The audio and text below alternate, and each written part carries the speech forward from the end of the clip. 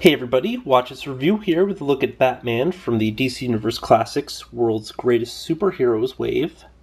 This is a wave of reissued figures. As such, it does not come with a Build-A-Figure / Collect and Connect piece. Instead, it has a stand.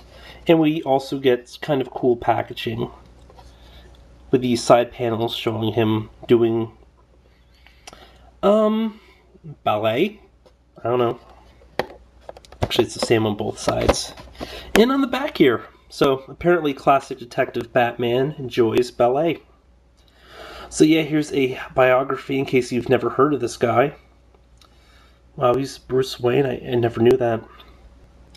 As well as a look at the other characters in this line, all of which are reissues from various waves. Batman's a reissue from Wave 1. Green Lantern's a reissue from the Grundy wave, I think it was Wave 3. Wonder Woman's a reissue from Wave 4. Firestorm's a reissue from... I can't remember. It's a wave I didn't collect.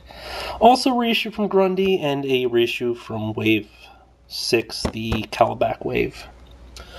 So yeah, without any further ado, I am going to finally unbox this guy. Alright, so out of box, he's just as Batman-y as he was in box. He comes with a grapple gun, which looks like it probably extends a good distance, so... No, not too much. So, he can't grapple very far. He can just get up kind of the side of a really small building. As well as a Batarang, which, not my favorite Batarang design, but whatever. Now, ironically, this was the first Batman figure I bought from the DC Universe Classics, yet he's the last one I'm actually unboxing. I was at Ironeer, Morony. But I delayed in part because, I already had two other Batmans on display, and this look I don't like as much as the other looks. Although, it's still a pretty cool look for the character. I mean, this is kind of the look I was used to growing up. Though I've never quite liked the shadowing on the face. Actually, it's kind of subjective, too. The look I was used to growing up. Because, he had a lot of variations during that time, depending on what you're watching. And, reruns of everything were playing at all times, so... Batman is one of the few DC Universe Classics figures that comes with open hands. Nightwing also has them. Green Lantern has one open hand, but generally we just have closed-fisted figures. It's not a bad thing, though. For one thing, it does look like it's a punching pose. So, it works no matter what. And, he has really standard articulation. But this is the version I'd probably best remember from, the Scooby-Doo movies, and I guess to a lesser extent, the old Bad Adam West not cartoon, it's a live action. Why am I saying cartoon? You'll notice that the head does look up quite a bit. Well, quite a bit for a DC Universe Classic figure. I think this is actually more head motion than you get out of Superman usually, or Power Girl, which is a little bit strange. Also, unlike some of the releases, the cape is pretty close to his back. Other ones kind of have the cape kind of out, but I guess if you wanted to, you could just move the torso forward to get that effect. It's a thicker material for the cape, but it's not really crazy thick. Yeah,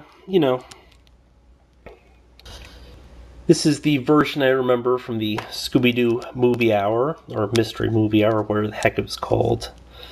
Where one episode he went up against the Mystery Gang, went up against the Joker and the Penguin with Batman and Robin. Helping along in other episodes, they had Abbott and Costello, or was it the Three Stooges? I think it might have been the Three Stooges. And Don Knotts, who they always mispronounced, and Don Knotts always showed up in a costume and they never recognized him, despite the fact that it was so obviously Don Knotts. But then again, they do chase around people in bad costumes through the woods half the night, so, that's not probably the brightest gang out there. But, don't hold it too hard on them. They are teens. At least I think they were teens, the Scooby crew. But yeah, I mean, this is a decent figure. I don't know if I'd say it's the definitive Batman to get, because there are so many freaking Batmans out for this. And also for the DC superheroes and everything else. In terms of scale, I'd have to say he's basically as tall as the Empiric's Batman, and basically as tall as the Public Enemy's Batman. I am the Bat. No, I am the Bat. You're both wrong. I am the Bat. No way, I'm the Bat. Go to your room. As far as Batmen go, he's basically as good as any other, and, you know, does use a fairly similar sculpt, although you'll notice minute details such as skin tone, and even the chins look a little different somehow between these figures. And of course, these aren't even all the Batmans currently available, because we also have the black and gray from the, you know, the Gotham City 5-pack, which was reissued in the All-Stars. As well as the mud-covered Batman, who we'll probably review at some point as well. No, I'm serious, there is a mud-covered Batman. Came with Clayface, probably the stupidest of all the Batman variations out there right now. But don't worry, I'm sure Mattel will find some way to top that. Until next time, Watch This Review says, have a nice day.